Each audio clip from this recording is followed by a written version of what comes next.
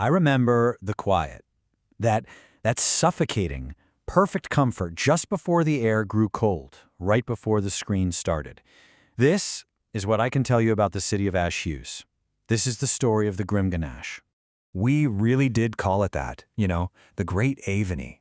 We actually thought it was our greatest achievement. A gilded cage. Well, it's still a cage, isn't it? But we polished those bars, and we told ourselves how beautiful they were. We had everything we could ever want, so we stopped wanting anything at all. We'd forgotten that the tension in the bowstring is what gives the arrow its flight.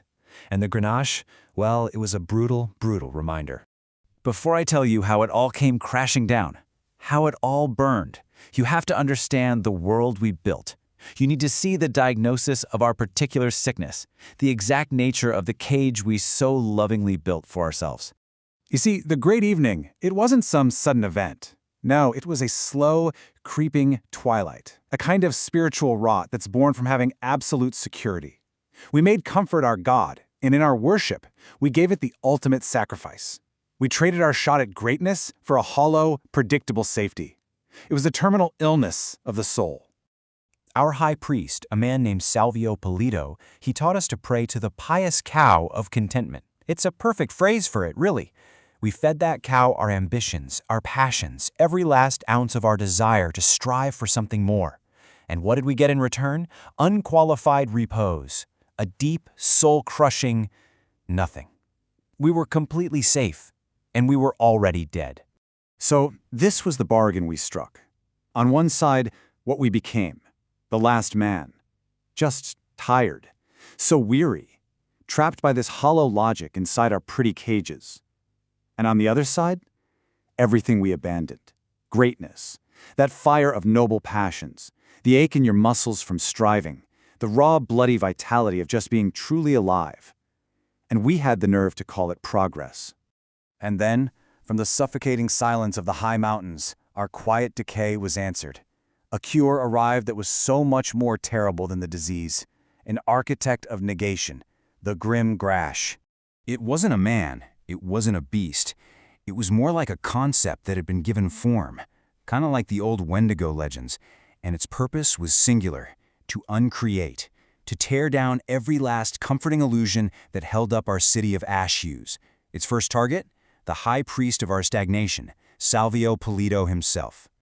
It didn't use swords or fire, not at first anyway.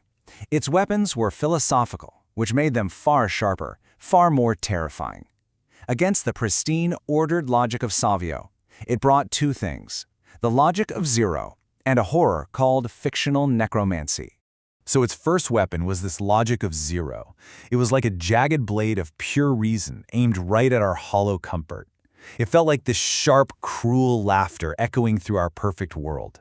It took all of our absolute laws and just held them up to the light to show us what they really were: contracts, written in disappearing ink.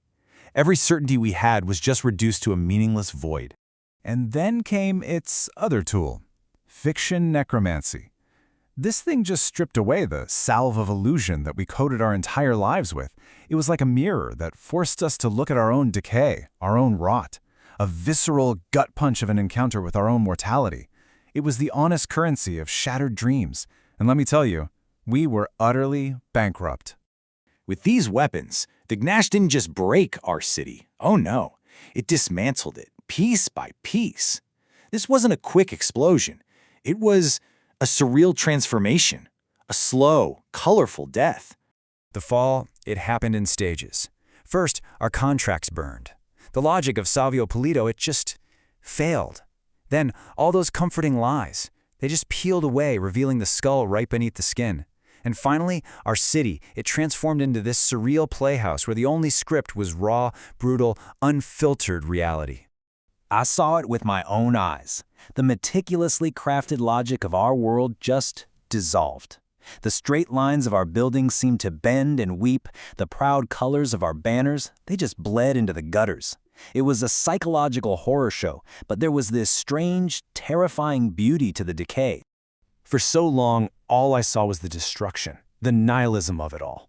But now, sitting here in these ruins, I see the pattern. This wasn't a villain's rampage. No, this was something else entirely. It was a hero's journey, just inverted.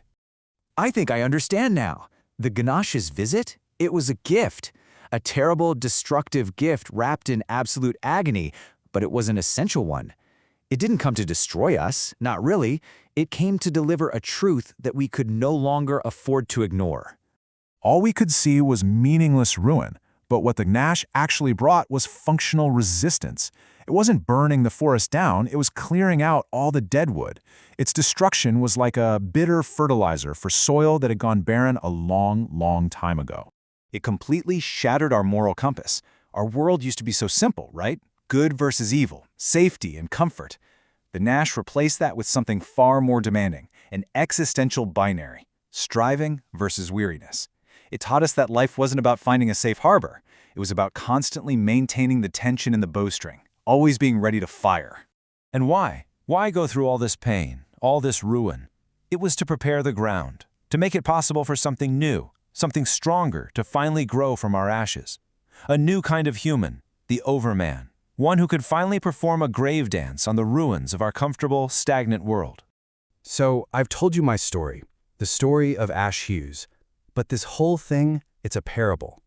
So now, I want you to look around you, at your own great evening, at your own gilded cages and your worship of comfort. And you have to ask yourself, when all of these illusions finally begin to shatter, what form will your Grash take?